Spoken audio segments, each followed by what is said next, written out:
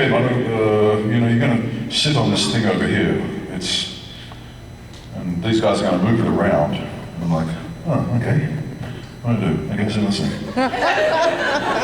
And there's these two guys on either side moving it, so I'm like, moving like this, right? And he goes, okay, that's your Warg. Yeah, what is a Warg? He said, no, it's this big giant wolf that you're going to be riding during the 3 films. You'll be riding this thing called a Warg.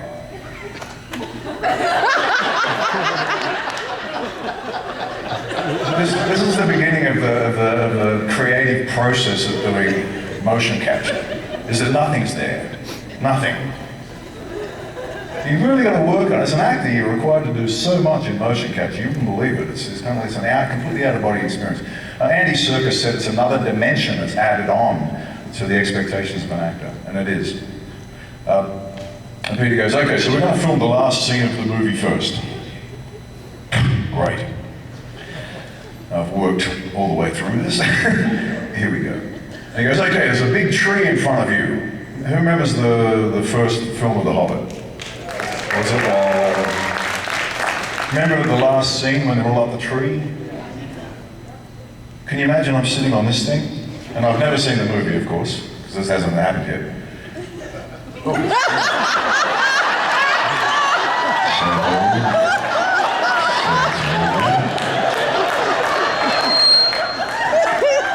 Yes, that's exactly what's going on. My Warg is moving. Good stuff. There's got to be a point to be made about this, trust me.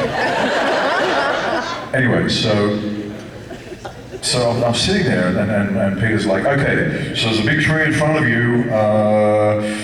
All your other orcs are riding in on their wargs beside you.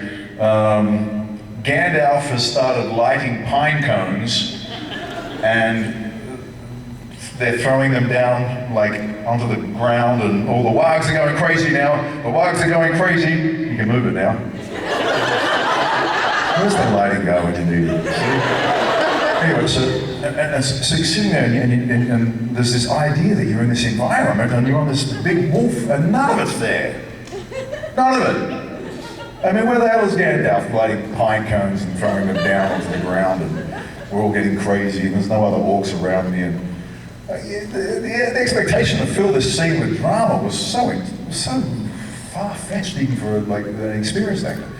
Right? I was kind of like, whoa, okay, yeah. Oh. And he goes, okay, now Thorin is looking at you.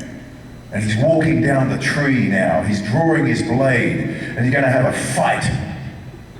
And I don't know, if you remember in the film, there's a moment where Azog goes, there's no videotaping. This is what it looked like. He said I was wearing a really ridiculous outfit. Yeah. Anyway, so I said to Peter, I said, wait up, Pete, just 1 second. Okay, so this is my Warg. This is like a giant wolf that Azog owns. And he said, yeah. And I said, how many times am I going to ride it in all 3 films? And he said, you're probably going to ride it, several times in each film. And I said, okay, do I have a relationship with it?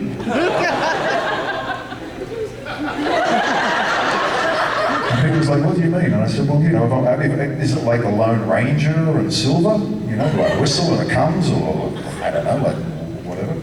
And he said, well, I don't know, like, how would you incorporate that, kind of thing, And I said, well, like my wrist, my hand's been cut off, right? And, Azog got his hand cut off, and he had a pitchfork, like a big pitchfork like this. And I said, well, all dogs like their necks getting scratched, right? Every dog likes to get scratched. Right? So in this scene, right, which was, the lines were, it was like this, right? I said, when I deliver that, it says that I deliver it to the orcs that are around me, like, oh, we're the bad guys, let's screw these guys up. Right? And so I said to Peter, can I make this an intimate scene? Can I change the tone of it? And that way the orc will have something normal for an orc. So, okay, like, and if I say to my warg, if I tell my warg, you know, can you, because the lines mean, can you smell their fear? So if I say it to my warg, it means it's lunchtime. But I'm going to say it normally. I'm like Jaws. This is the thing. I watched Jaws the night before I went in to play Azog, and I based him on a white shark. And James Earl Jones's version of Darth Vader with the voice. So he said, yeah, well, give it a go. So I was sitting here, and I remember the first time that I did it, I said, how big is that head? And he said, oh, it's like way out there. It's like a big head, you know? And I remember the first time I did it, I went, go! And like I was about this high, and I fell off the front of it. It was really not a good look. But I got back on my warg, because that's what you do as an actor, you get back on your warg. And I leaned in and I went,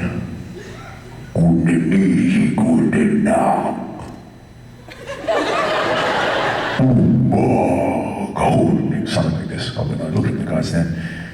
And it was this, you know, that moment of doing this with this head that wasn't there, this wolf that wasn't there, this whole thing was actually probably one of my most favorite personal choices ever in acting. Because it changed this evil orc into something that had intimacy in his own life with his animal. And it just changed the tone of that scene as well. If you watch it, it's kind of like he just does this thing, and it's like he has life, and he comes to life. He's not so, I don't know whether you can do it with Jaws, you know? Jaws is sort of does, it's like,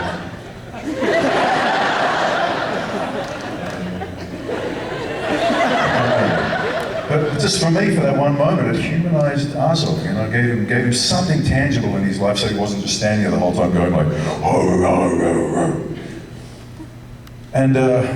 and then one other thing that was to do with playing him like the shark. You want to come up here? I'll show you.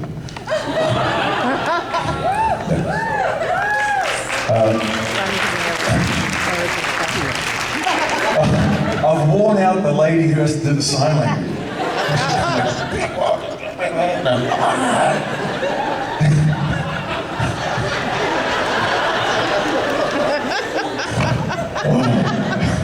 Sorry, man. I should have just slowed it down a little bit. Anyway, so you're going to play the orc in the very first scene that Azog appeared in, right? He was up in this castle, right? And it's one of the things that I thought about with Jaws, because in Jaws you don't really get a feeling of fear. You do, because you can't see it, and it's like you're going like, oh, where is it?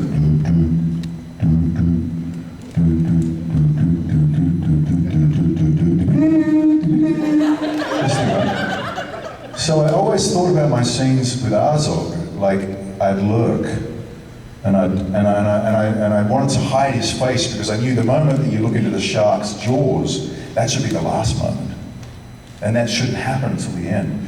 So I sort of paced my scenes with Azog based upon that. And so, can I give him your microphone for a second, darling? Thank you. So, who saw the Hobbit movies?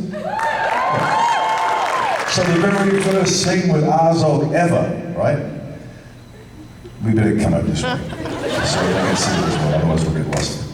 So remember that little orc comes in and he's like this and he goes, oh master, oh, they got away. You know, he makes this kind of, and so I said to Peter, instead of like being there, like, can I turn my back so you can't see Azog? And he went, yeah. And I said, you know, I just like Jaws, I kind of like want to come in like, and when I turn around, can my warg be on the stairs so that I don't look up? So that I'm looking down like this and I pat the warg on the head, which is about probably $100,000 special effect. But Peter was like, yeah, we'll put the Warg there, okay. And if you watch that scene, my white Warg is lying on the stair, you know, like they come down the path. It wasn't there on the day, trust me, nothing's there. And there was a stunt guy playing this little orc.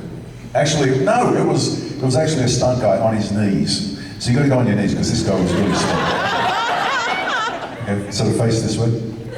Not that way. That way. Okay, so go back a little bit more too, otherwise I will get stuck behind things. Okay, stop there. Okay, so you're going to go like, Azog, they got away. And I'm going to try to show you sort of like the technique I used to kind of mask the incoming ferocity of a beast that was going to do nasty things. Can I see? Azog, they got away.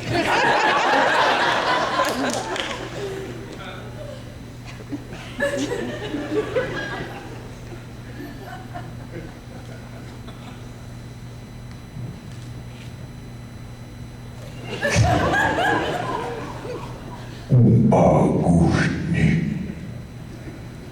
Muda Kundeni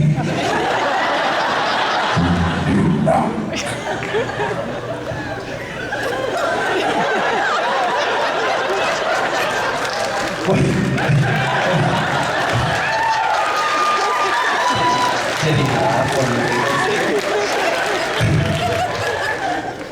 And at that moment, you know, it's good because you sort of got the audience going, you know, I never realised, going, you know, you know, who is this guy? What's going on? And then I said to Peter, can I sort of pat him on the head like he's a child? So everyone's thinking like, oh, God, it's really nice to that guy's hair. Patting him on the forehead. And then I went, and I threw this guy, this child, or whatever the thing that people had bought into, through the air, and the wolves ripped into pieces. The wargs all jumped on him and ripped into pieces. Thank you, brother, for that incredible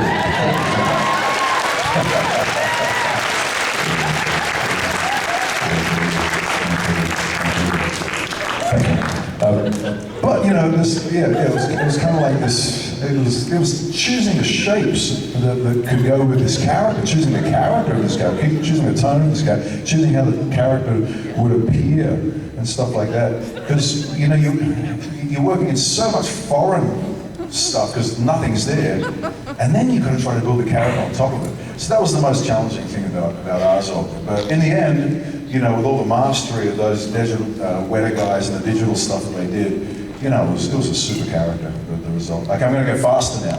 One word.